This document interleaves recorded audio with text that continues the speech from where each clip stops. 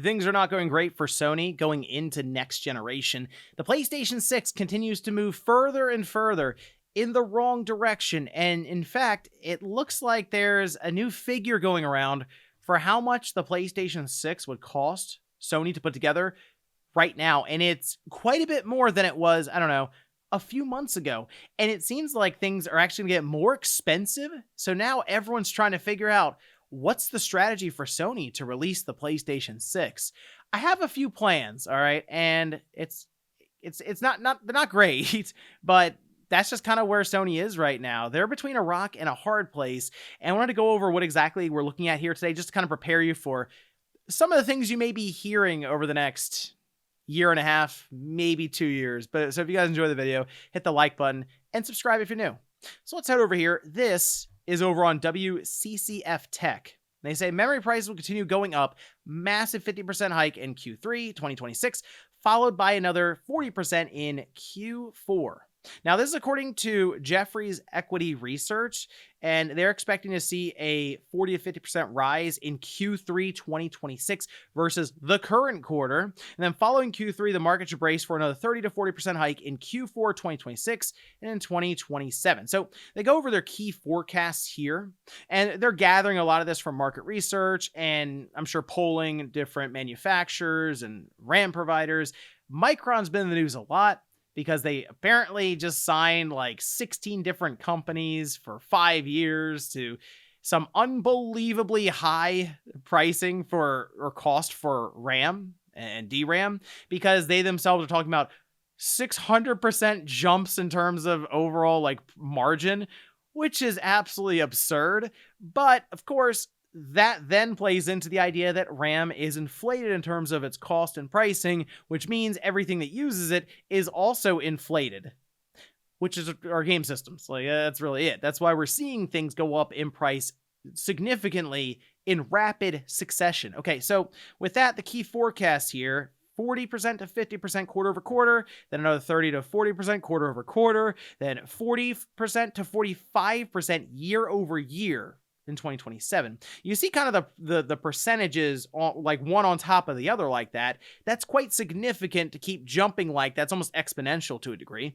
But then there's a potential decline, 15 to 20%. Okay, and that's just from supply growth, because finally you'll have more manufacturing up and running, right? Well, declining then 15 to 20% after all of those increases quarter over quarter, year over year, it's basically we're going to come back down a bit, but we're not going to be anywhere near the more normalized levels that we've had, you could say enjoyed at this point, just a year ago. So that's something that Lenovo had also mentioned this weekend was, hey, we don't think pricing for RAM or cost is going to go back below 2025 levels ever. Like, this is it. We're always going to have this current situation where RAM is just expensive. All the electronics use RAM is expensive, and that's that. It's kind of hard to believe that that'll be in perpetuity, since RAM has always fluctuated as like newer types of RAM comes in, the older RAM gets cheaper. It's there. We have had points in time where RAM has been expensive, but then it's like dipped down. It's always kind of been up and down. All right. And it's almost like its own little mini stock market. Right now, there is basically you can say a short squeeze happening, and we're paying the price for it. Now, because of this, the build of materials for the PlayStation 6 reportedly has gone up pretty drastically. Okay. And the PS6 been in development for, I mean, we'll just say years at this point. Sony themselves told us about Project Amethyst, and this was at the end of 2024.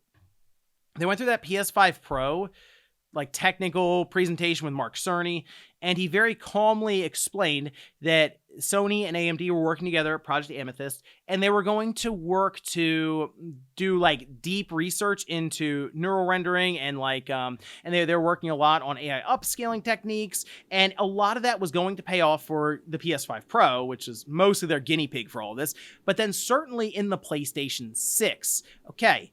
The issue right now is, as they've been working on this, the market has not worked in their favor. And as we can see here, this was noted over on video cards, but they're actually sourcing here NeoGAF with Kepler, who has been keeping up with this, and they have pretty good sourcing, it seems, especially at like AMD. And originally, and I say originally, March 2026, end of March, it said that the bill of materials for the PS6 was $760. That's still expensive, sure.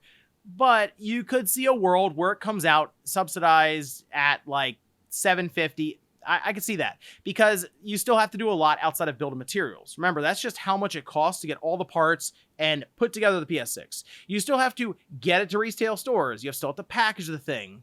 And at times there's also additional taxes and fees for like shipping at places. And there's other stuff on top of just the $760. There's also a retail cut. Like Walmart, Best Buy, whoever, they have enough stores and selling power that they will get something from the system. All right, off the top. With that in mind, though, Kepler came back and did a bit of an update, and the bill of materials went up by $200 since they made that post. So we would then, in theory, be at $960, right around there. So even subsidized, I think the thing, if they made it right now and sold it this holiday, was maybe more, but at least $1,000. That's what I would believe. I believe the PS6 would come in at. That's tough. Like that's not going to sell in droves. It's not going to sell the amount that Sony would want for a healthy ecosystem or healthy install size that would then allow them to sell a ton of software. No, they typically, as we've seen with Sony, they seem to aim for the 100 million mark, and they've hit it for their consoles every time other than the PlayStation 3. And guess what? The PlayStation 3 was a struggle fest the entire way. And yeah, they did end up outselling the Xbox 360, but it cost them a small fortune to get the PS3 to market and then they rearranged, they redeveloped, they did so much stuff to get that system down to a price point that was acceptable by the marketplace. And guess what? It was half the original release price back then, which was $600 in 2006. If you want to do your inflation stuff, calculator stuff, guess what?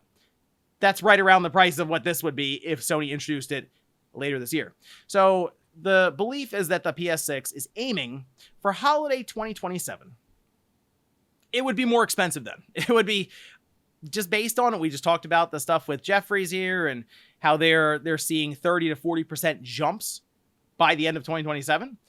I'm thinking it would be like a $1,200 system, and that's subsidized, which sounds crazy. Microsoft themselves, with their own price increase for the Xbox, kind of let us in on, hey, RAM's been going up like over and over again here recently. By next holiday, we believe it will have doubled again. Guess who has some pretty good insight into AI and what's happening even in hardware manufacturing is Microsoft. So they would know. Like, I don't think they're playing around and like, we'll feed them a line and that'll explain why the price goes. No, I actually think the RAM is getting that expensive. All right. So with that in mind, Sony is in this weird position because they have been working on the PS6 for years now, before all this was happening, with the intent to release the system 2027 or even 2028. Okay, maybe it's somewhere in there. But now the market is not at all receptive to the idea of this because it would be much more expensive than what Sony would want to release it at. So they have a couple of options. The first one would be you push the PlayStation 6 out there and hope that over time you can drop the price and, at least at the start, for the first year or two, sell to the enthusiast hardcore crowd that would buy a $1,200 system. How big is that crowd? It's not large enough, I think, to hold up an entire lifetime of the system, but it probably would sell millions of systems. Like it would. So 10 million maybe. But think about where the PS5 is now. Like it's, almost 100 million units. So I think what you would see, a lot of people would just stick with their PlayStation 5. They would just hold out on that. It plays Madden fine. It plays Call of Duty fine. NBA. I'm good. Fortnite. That's the thing. The forever games are there, and I think they'll work fine for quite some time. So there won't be a massive push to get people to the PlayStation 6. Sony will then have to make exclusives to try to do so. I think the struggle would be there to sell enough to make it worth it. And then you would probably see cross-generation be a big focus for Sony, which would then kind of undermine the entire idea of the PlayStation 6. So they need a cheaper system. That's just the long and short of it. The other thing they can do, we've heard reports about a cut down chip for the PlayStation 6. All right. And this is seemingly going to be they have a handheld. I think the handheld can actually just release whenever. Like they could release it later this year. Maybe it's a little more expensive. It fills in a niche that they do not have right now because people look at the PlayStation Portal and go, I want a system that can play games natively. And with how the PC handheld market is right now, an $800,000, $900,000, I know, PlayStation handheld would actually feel right in line, if not maybe a little cheaper than the $1,800 MSI handheld that came out, right? The console market is not like that though right now. So I'm thinking maybe with this cut down chip that would be similar to the handheld profile, maybe they could do a system that uses less RAM because it's not shooting for ultra premium 4K ray trace, whatever. And they kind of Xbox Series S this thing a bit. And it's like a $900 system. I know. That's still very expensive for a cut down system, but that's kind of where we are. So with that in mind, how would they name these things? And I think about Microsoft, how Phil Spencer had kind of let out there, hey, we actually launched our Pro system, and that was the Xbox Series X. I almost wonder if Sony would consider doing PlayStation 6, which is the cut down one, and then the PlayStation 6 Pro. And was the PlayStation 6 Pro always supposed to be the regular PlayStation 6? Probably. But marketing, we got to change this up a bit, and maybe that's how they can approach it. The CPU on even the cut down one, I think, would be significantly better than what's in the PlayStation 5 now. Ray tracing would be significantly better. There wouldn't really be much of a trade-off there. And yeah, it would probably play games just outright better. Like, it'd be more 4K. How about that? And I guess the other thing would be the storage size, probably 512 gigabytes. It's sad, but that's also just kind of the market we're in right now. Okay, so what's the other thing they can do? They could delay the system. I see that come up, but I don't really know what the point of delaying the system is now if cross-gen will be a focus, and if there is a risk that the system is actually more expensive in 2029 or 2030 than it would be in 27 or 28. That is a serious gamble that could horribly backfire on Sony, because you'd be launching with a chip that would be 3 or 4 years old, and it would be more expensive than what it would have been then. So that you would have spent that whole time not building up an install size, even of, say, 10 million units of the very enthusiast base. So I kind of feel like that's out the window. What's the last thing that can happen? And look, okay, hold on. Before you get annoyed at me, we're brainstorming, okay? That's all. All right. Sony has the ability to cloud stream, and I kind of wonder if right now you can cloud stream on the PS5. And I'll admit, it's a little weird because I have the PS5. Maybe it's for like a large game when it comes to download size. You don't want to download the whole thing. So you go, you know what? I just want to stream the game and see how it is. Maybe Sony goes, you know what? We won't have PlayStation Plus Premium as a requirement for streaming for the PS5 right now, because we need people to play these PS6 games. We need people to experience them. We need to sell these things. So if you have a PS5, it's kind of a PS6. You can stream PS6 games to your PS5 and it'll work fine as long as your internet's working. Like, that seems like that one does seem like a last ditch effort, but that's again where we are right now with this current market and trying to adapt and change strategies. And I mean, they'd still buy the game digitally. It would still be there if you do get a PS6 down the road. It would probably work on the handheld as well. It would just be one more offering. And then on top of all of that, I almost wonder if they would sell a streaming box, and man, that would be the day, right? But that's where we are. So maybe it's like with a DualSense or whatever the next controller is they have for the PlayStation 6, it comes out and it's like, okay, hold on. I was gonna say $100. It's like $200 because that's where we are right now in the market. So it's a strange time.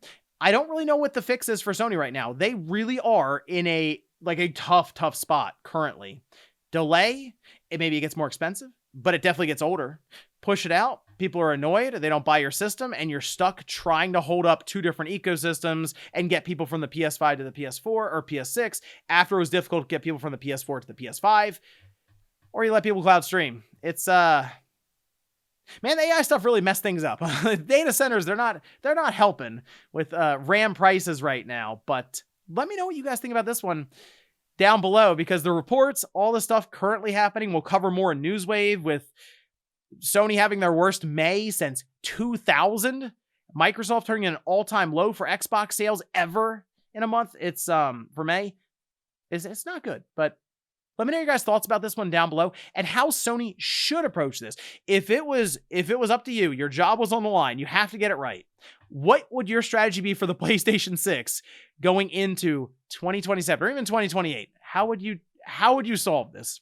Thanks guys for watching, and I'll see you next time.